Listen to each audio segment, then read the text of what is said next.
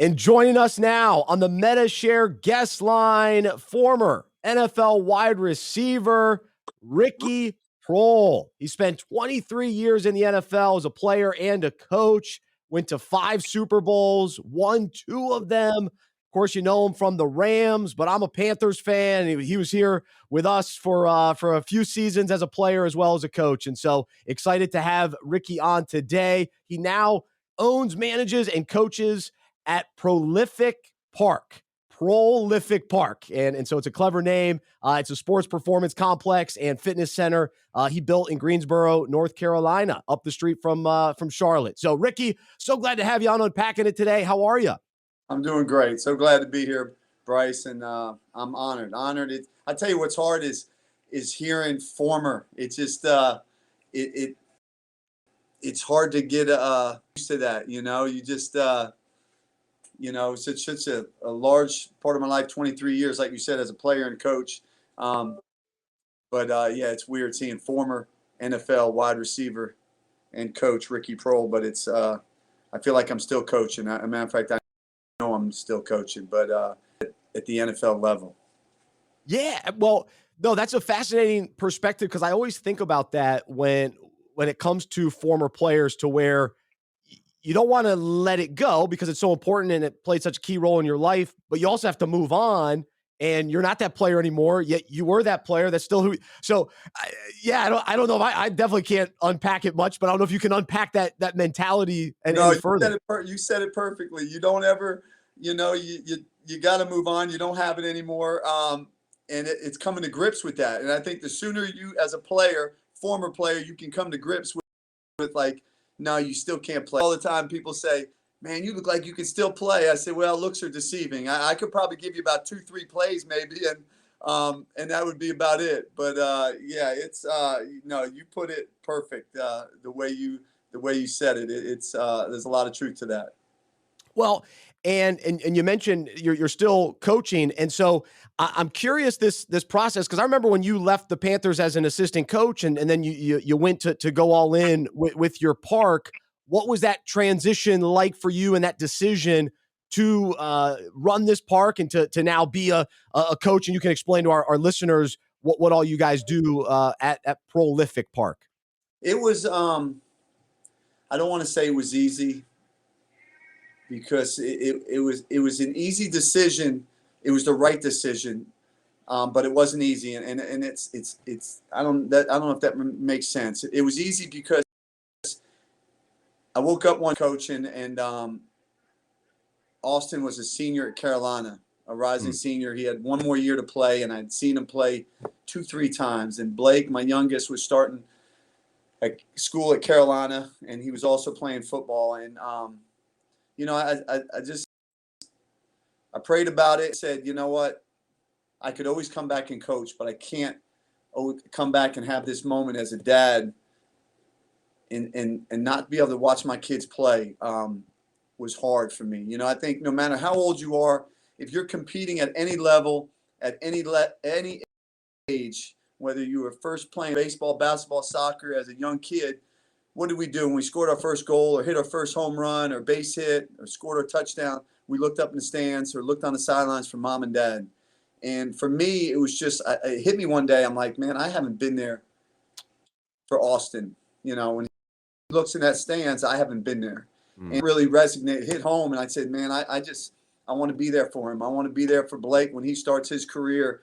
And so for me, that was the right decision. I wanted to be there for my family, my 2 boys that they grew up, me coaching, us playing in the backyard, and all the things that they had dreamed about was coming true. And I wanted to be there to see that. And but then I looked back at the Kelvin Benjamins, the Devin Funches, and to watch how their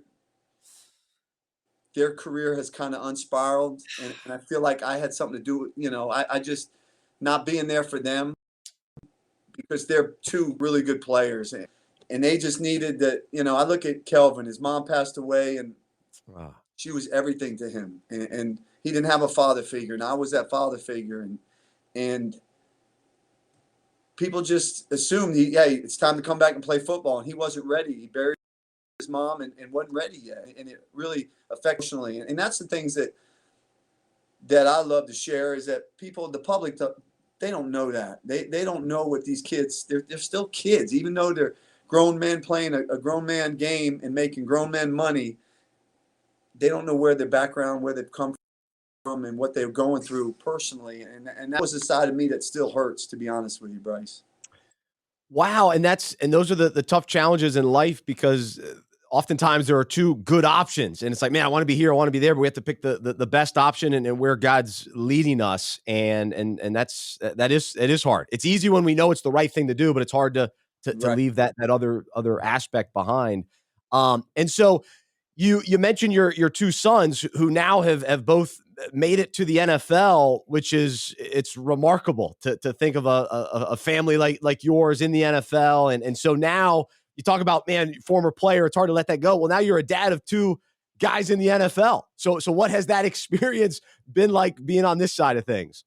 For me, it's I feel for my boys, because I think, they always get referred to as, instead of Blake or Austin, it's Ricky's sons, or this is son of Ricky Proehl, receiver Ricky Proehl, and I think that they've embraced that, they understand it now. But I think the toughest part is, for me, I tell them all the time. I said, you've exceeded all my expectations. Just you playing college and having the ability to see them play college ball at Carroll CU and be successful at it, and then even have the opportunity to be in the National Football League is gravy on top. Like, I don't really, my expectation isn't for them to have the career that I had. It's just, I want them to be happy. That's the biggest thing. And I think for them right now, Blake's just starting out for Austin. It hasn't gone like he wants it to, but that's the thing we talk about, walking in our faith, and God has a plan, and you got to believe that. And I know both of them, the trials they've been through, them persevering, to come out the back end. I mean, Austin's been released, he's made teams, practice squad, he's been cut, picked up, but he's really, his faith, it's brought him closer to God now. And then I look at Blake, and I mean, he had 2 knee surgeries. He just got hurt last year. He's having a great camp, and you look at the verse he posted on his Instagram, and just, as Kelly, my wife, we just look back and just so proud of both our boys and their walk in Christ, and how it's made them stronger, and it's made them realize that it's bigger than just football. It's more than just football. It's trusting in him that he has a plan. Amen. Absolutely. Well, just for your role as a dad in their lives, of course, wanting to be at the games, and you talked about that, but now that they've made it to the NFL, what is that role like? Of course, they want to, I would assume, tap into your experience and all that you learned throughout your playing and coaching days. But what's that dynamic like? That father-son dynamic? It's awesome. I can't, it's like I said, it's more than just them playing at the next level and playing football. It's our relationship has grown. It's me training them. I mean, they even want me to train them still. Like, I go out to California.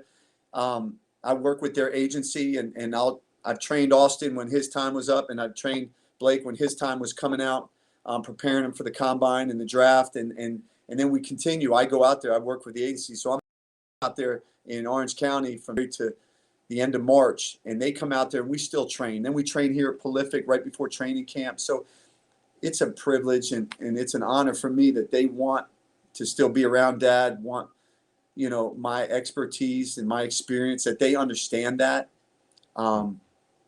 It's brought us so close together, and like I said, it's so humbling that they still want to be around Dad, and they think enough. You can tell they're proud of who I am, my career, not just as a player but as a coach, and they know my knowledge, and they share it with some of their teammates. And I've gotten some of their teammates to come to Proehlific and trained them, whether it was out in California, whether it was here in Greensboro, and it's just been such a blessing. That's awesome. What a neat opportunity to be that involved with them, of course, as a dad, but then to be able to coach them as well. So that's neat. Well, so you spent 17 years as a player, which that number is still remarkable. Tom Brady's blowing all the numbers out of the water, but that 17 number is a big deal for a former NFL player. And I'm curious, you mentioned talking about expectations for your kids, and they've already exceeded it to make it to the NFL and all that kind of thing. But you making it to the NFL, what was your expectation coming out of Wake Forest and even going to Wake Forest, thinking about an NFL career? It was Bryce. It was one of those deals where, every time you make that step from high school to college, am I going to be good enough? What's it like? The uncertainty and then the same thing going to the NFL. You have a good career in college and you get drafted. I was a 58th pick overall, but then you go there and you're like, man, these guys are bigger, faster, stronger. And then you're like, am I going to be good? And, I had a really good rookie year. I was blessed to have some veteran players that took me under their wing and really, helped me and taught me a lot. And, but then it's like, man, okay, I think I can play. I think I'm pretty good. If I can play 5 years, that'd be great. That sounds good. 5 years, and then you get to 5 years and you're still having success and you're like, shoot, maybe I can get to 10 years. All of a sudden I'm playing 10 years. Then I started eventually, I go to a Super Bowl and I'm like, man, fun. Because the first 9 were tough. A lot of losing seasons, and I'm like, this is fun. Shoot, maybe I can make it to 15. And, and then it came down to 17 years, and I've been in Indianapolis by myself, the Super Bowl year with Peyton Manning, which was an unbelievable. And I had the opportunity to keep playing. I had offers from 3 different teams, but then it came down to family again. And just my daughter was starting high school, and I was in Indianapolis by myself, and they were here in Greensboro, and all 3 of them were going to Wesleyan Christian Academy. And I just, I didn't want to pull them out of school. They got close friends, and I'm like, this isn't about me anymore. I need to get back and be a dad, be a husband. And really, to be honest with you, I miss it. I miss the Sundays. I didn't miss the training camp, but family's everything to me. And I never looked back after that. That's awesome. And to end it with a Super Bowl with the Colts, and that was the year the Colts beat the Bears, and just a great Super Bowl with Manning and Dungy. And so you were a part of all that, which is pretty neat. What's maybe just a memory when you start thinking about that game? What jumps out? What comes to mind? The Bears. Yeah. The Colts Bears. I think I wasn't active, to be honest with you. I was inactive that game. I had pulled a hamstring towards the end of the season, and I was probably healthy by the second round of the playoffs, but I was a game time decision, so I wasn't. And the first thing I thought of was, well, it was pouring rain, so I probably wouldn't. I was trying to justify. Right. I probably wouldn't have caught any balls anyway. You got Marvin Harrison, Reggie Wayne, and Dallas Clark out here, but there was no pressure. I had already, played in 3 Super Bowls at that point. They used me really as a mentor to some of these young guys, even to Peyton. I mean, Peyton, as good as he was, he was just a student of the game. He was in my ear the whole week. What's the media like? What did I expect? I addressed the team. Tony Dungy, Coach Dungy had me address the team and, what the expectations are that the week of the Super Bowl, how you need to focus. And it's about the family. Let them have fun. This is a one-time deal. Don't be distracted by all the media attention. So it was kind of, for me, my kind of doorway into coaching almost, and learning, how I can, all the 16 years of experience, this was my opportunity to get on the front stage and share it with that football team that was young, other than, and then even Peyton, but just say, hey, listen, this is what it is. This is a one-time deal. I'm here 3 times. I've lost twice and I've won once. And it's the worst feeling in the world when you're walking off that field as a loser. And you don't want to look back with regret. You want to make sure that, you've turned over every stone. You've prepared yourself to where you're ready to play, that you've got no doubt. Your preparation is off the charts. And I said, I'm just going to tell you, there's so many things that go on Super Bowl week, parties, different things that you can attend, that they want paid appearances.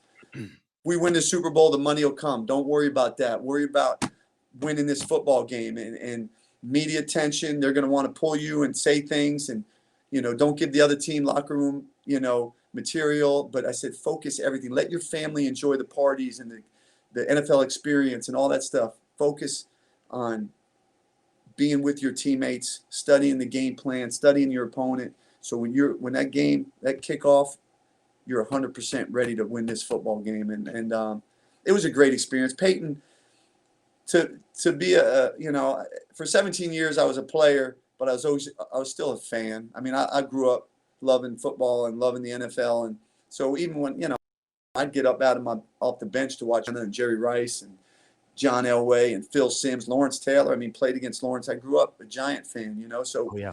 For me, even Peyton, even guys that I respected, I would talk to them before the game and tell them, I love watching you play. You're great for the game. And so to play with Peyton and to see how he prepared, he was a kill. He could process information so fast and spit it out and get rid of the football. It was a great experience to have that 3 months, to have the opportunity to play with him, because he is everything you want or you think that he would be as a fan. He is everything, just like that jersey, Luke Kuechly. I mean, same thing. I mean, Peyton is a great teammate, great guy. He's a tough leader. He's tough. He expects a lot of his teammates, but he gives a lot. And he was an awesome leader. It was great to be around him for those 3 months. Oh, that's neat. So you talk about being a fan. Of course, I'm a fan, and you played with three of my favorite quarterbacks: Jake Delhomme, Kurt Warner, Peyton Manning. So I'd probably throw John Elway in there, but you mentioned him too. So those are my guys. So that's cool. Well, I'm going to tell you, Jake, and Jake will laugh about this, and Jake would admit it. You look at Peyton Manning, Kurt Warner, and Jake may have been. I don't want to say this in the wrong way. Maybe in those guys, I mean, they're Hall of Fame quarterback. He may have been the least talented as far as accuracy goes. Just to share a funny story, I come from the Rams. Kurt, Mark Bulger, Trent Green. You talk about quarterbacks with an offense that was off the charts. We'd go 2-3 weeks in practice with the ball never hit the ground. Well, I come to Carolina, and we have a different kind of offense. Now, we're talented, though, and Jake becomes our quarterback, and there's times where the ball's nothing but hit the ground. And but if you know Jake, I mean, I told my dad, I said, "Holy mackerel, I don't know how good we're going to be. It just seems like we're just all over the place." And but when you look at him, you start with Jacksonville. My first game as a Panther, the guy's a gamer, man. He can look like absolute crap Wednesday to Saturday, and then when the lights come on and let's go. He's and let me tell you, he is one of my favorite teammates, and I've played with some great ones. He is my top 5. I'd run through a wall for the guy. He was the best of the best. He owned it. He owned his mistakes. He wasn't like a lot of the guys that they always pointing the finger, and he just I love him, man. Love him as a teammate. Love him as a football player, a person. He's the best, and he was one of my favorite guys to play with. I love hearing that because, I've never met him, but always rooted for him and always defended him, even toward kind of the end of his career when things were winding down for him. I still stood by him. Hey, Jake's still the guy. We had a good 3 years, man. That was the 03. God, we could have won that one, and then to be back in 05, and that was a great football team, man. A great group of guys. When you leave St. Louis and Dick Vermeil and the group of guys that we had there, for me, you got to understand, my first 9 years was awful. Some bad teams, it was, whew. And then I never think I'm going to experience anything like that. And then coming to Carolina, Foxy, from Smitty to Moose, one of my all-time favorite teammates, to Jake and Dan Morgan, and you just go down the line, Mike Minner, all these guys, the linemen, Rucker, Pep. I mean, people ask me about Pep. Funny story, I laugh. Pep was so quiet, but when I was getting in my 6th, then I saw him when I was in Indy. He was in, I guess it was Green Bay. He went to Green Bay first, right? Or did he go to Chicago first? Chicago first. Yeah, he went to Chicago. And I saw him, and he's laughing. He looks at me, and he's like, "Bro, why are you still playing 17 years? Like, what are you doing?" I said, "Because they want to pay me, and I feel like I can still play at a high level."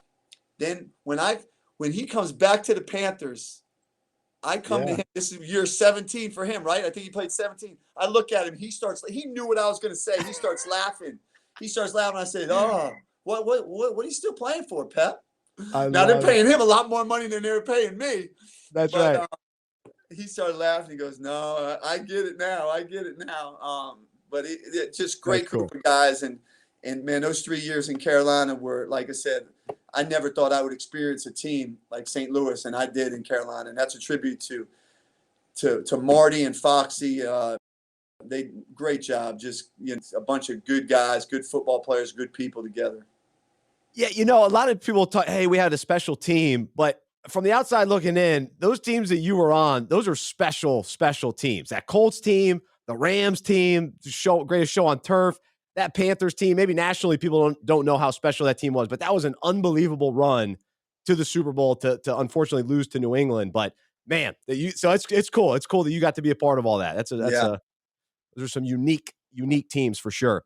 Well, gosh, I could talk football stories with you all day and go down memory lane, but also want to hear about your faith journey as well. And so I'm curious, what have been the pivotal moments in your life where your faith has grown, where God has revealed Himself to you, where you personally took steps of faith toward Him and toward obedience and that kind of thing. I hate to tell you this, but it's kind of through football, to be honest with you. Yeah, It yeah. really is. And obviously my wife, I think when you walk, there's several people that played a part. My wife was huge. My wife's a strong believer. And I've always, I grew up a Catholic. I always believed in Christ but I think that, now I'm entrenched in it. Now, it's funny, and I'll get to that. But I think for me, let's just go back to like my first 9 years. I got drafted by the Arizona Cardinals in the 3rd round. I was a 58th pick overall. When you come in, you're just star-eyed. You just want to play. You don't care about, for me, it wasn't even about the money. It was just like, holy mackerel. I grew up going to Giant games. I'm in the NFL. I'm lining up, and there's Reggie White across from me, and there's Lawrence Taylor and Phil Simms. I'm like, hold on, snap out of it, Ricky. You're like, you got to play. It's everything. Guys that you grew up so watching play, and now you're on the same field. So for me, I had a lot of success. I led my team as a rookie. Out of 5 years in Arizona, I probably led in catches, yards, touchdowns, probably 4 out of the 5 years. Maybe it was 3, I don't know. But I was successful, but we were terrible.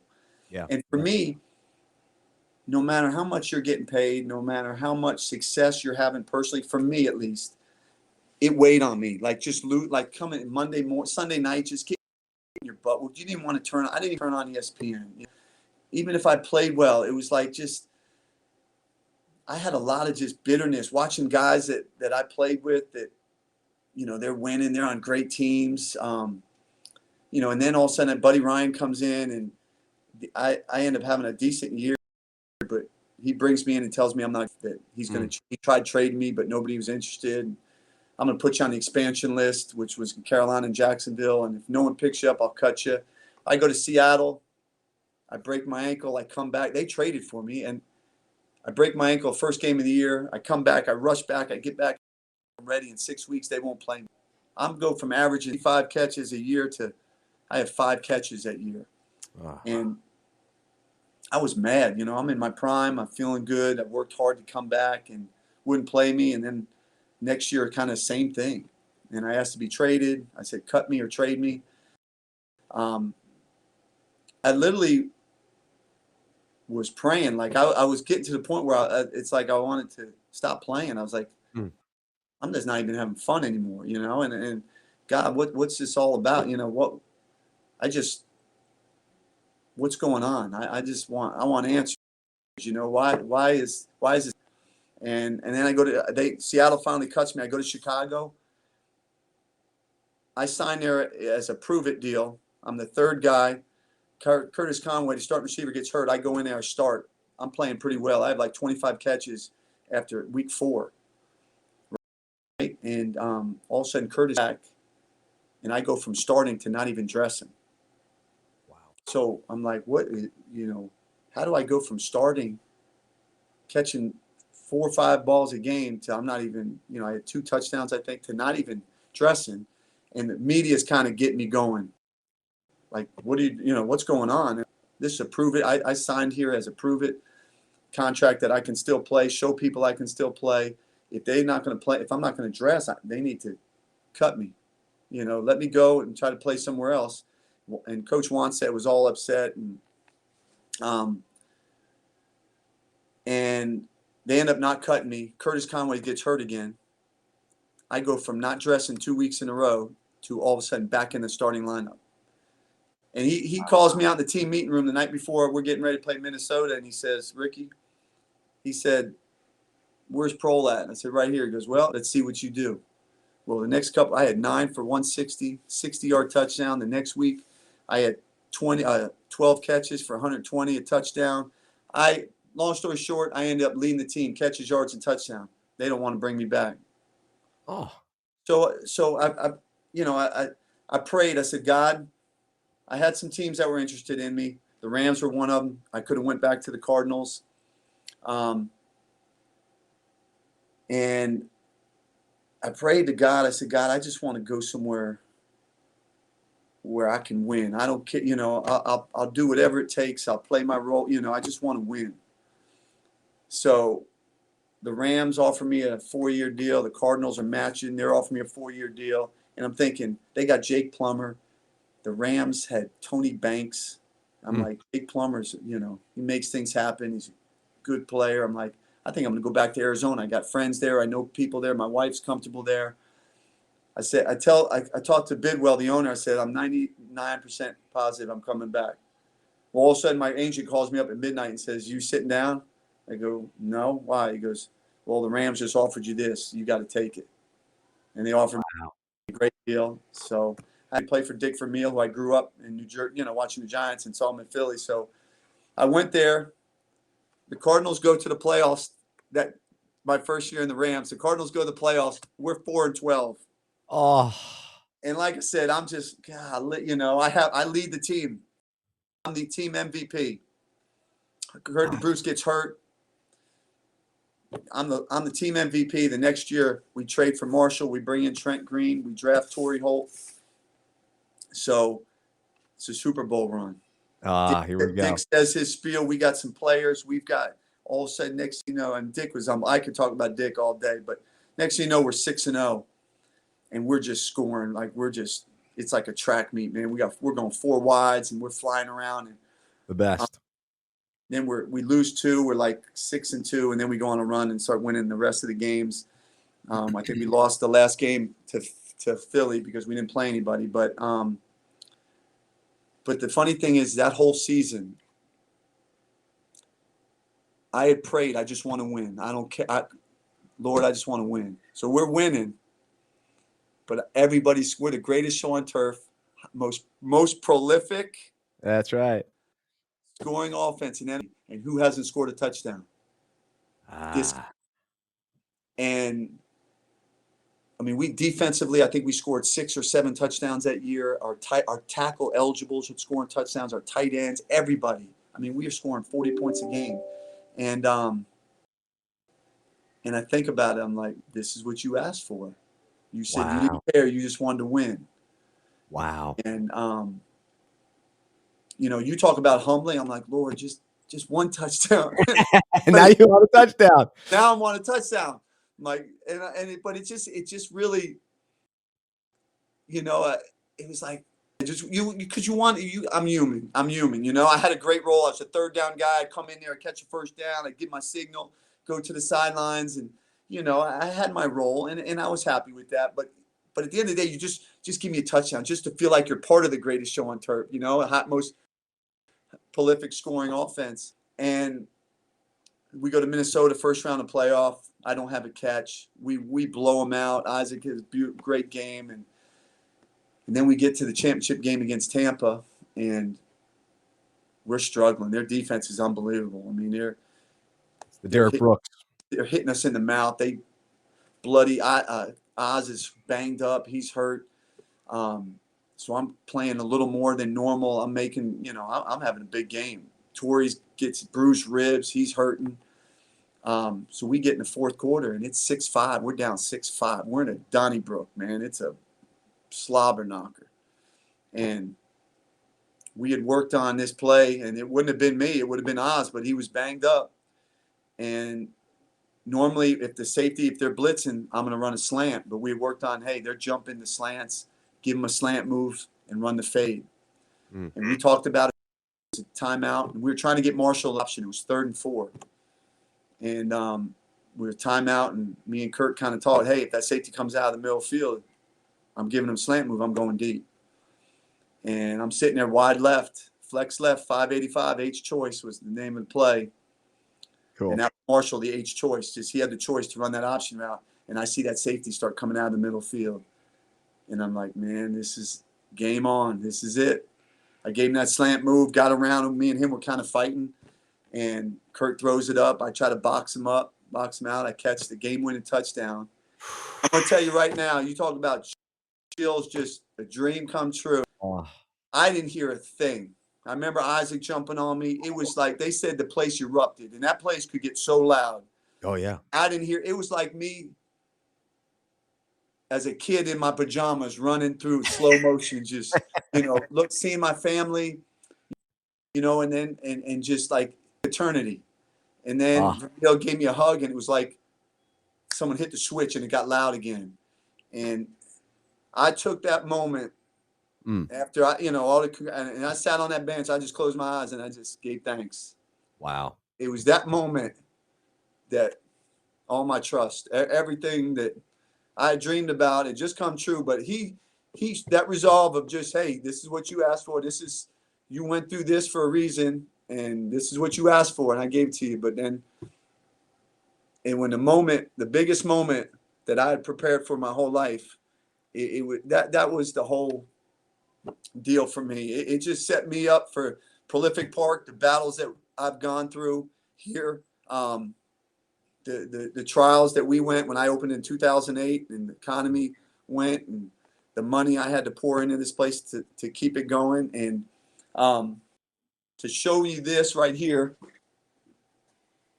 shows me that he's still present. And every time I thought the park was going to be in trouble, something huge happened. He provided. He has always been there to show, hey, I'm here. You're good. Amen. To me, the huge moneymaker. Has it done this? I never got in it for the money. I got to give back, to mentor young people and bring community together. All the stuff that has helped me get to where I am. But when I was coaching, we were struggling, and I had to write a lot of personal checks. And Jerry Ritchie had a moment that I needed, and that to me was a God thing too. Where I was struggling financially because all the checks I was writing to pay the bills and pay my staff, he called me and said, "I think you'd be a great coach. Do you want to come up the road and coach?" And I said, "Absolutely." And those 6 years helped me to solidify the business, to get it back on its feet. But I opened up in those years. We were a sports complex, a youth complex only. And I said, you know what? I need to have another revenue stream. And I want to bring families together, not just have kids here, but bring families together. So mom and dads could play with their kids and of my fitness center, and they could play basketball and soccer and all that stuff. And they could work out while their kids are practicing. And so we opened up a fitness center within my building. And my sister helped a great deal while I was coaching. So we finally finished it in probably 2012, and she was taking a picture of the Proehlific Park sign after they hung the sign on the side of the building. And just look. What do you see? I see a cross. Exactly. She's taking a picture of the sign. She never saw it across. She wasn't seeing the cross. Whoa. So what is that? What? Bryce, you got to understand. So look at this window. This window has a metal beam down the middle. Wow. So the reflection, that's a street light. That's a parking light. So that parking light and that beam has to line up perfect. The angle she took that picture at the sign, it had to line up at that particular time. It had up perfect with the middle beam of the window, and then have the cross. Oh my gosh. That's powerful. That to me, again, I got you. I'm here. Man.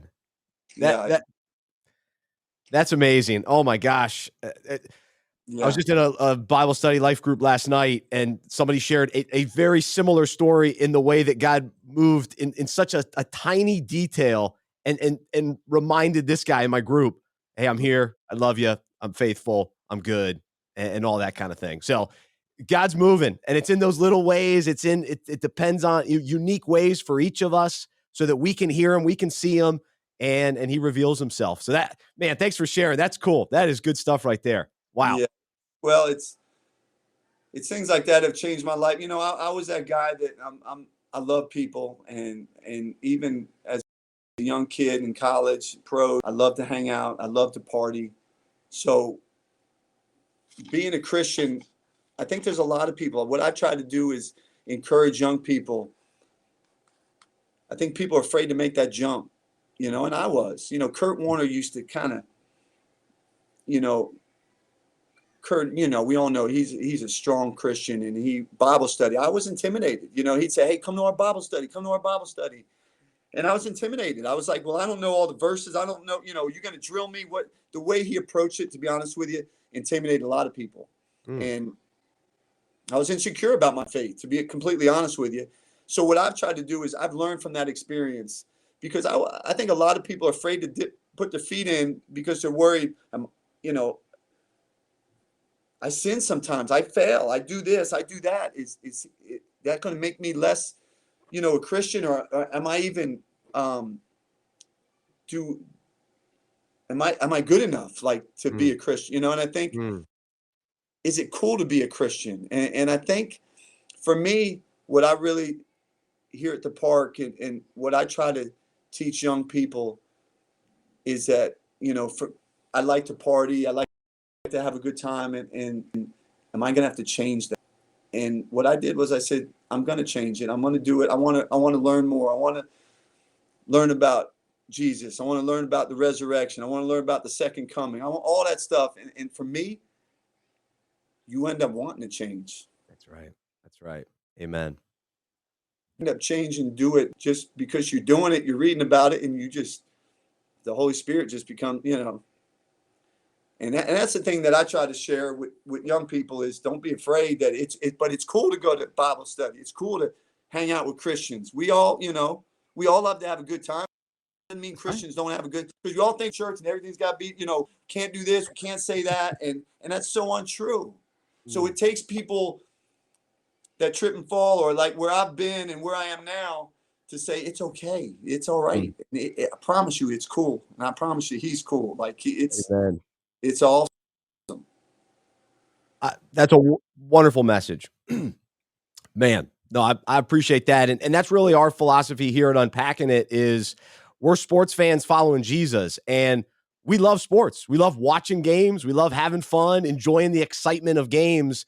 And then we're here to remind each other that that's not the end all be all. And, right. and how do we experience the love and grace of Jesus together? But also, it doesn't mean, well, now I can't watch sports anymore. Well, no, we watch sports with the right perspective. And how can we leverage sports fandom to ultimately experience fellowship and grow in community and that kind of thing? So, absolutely.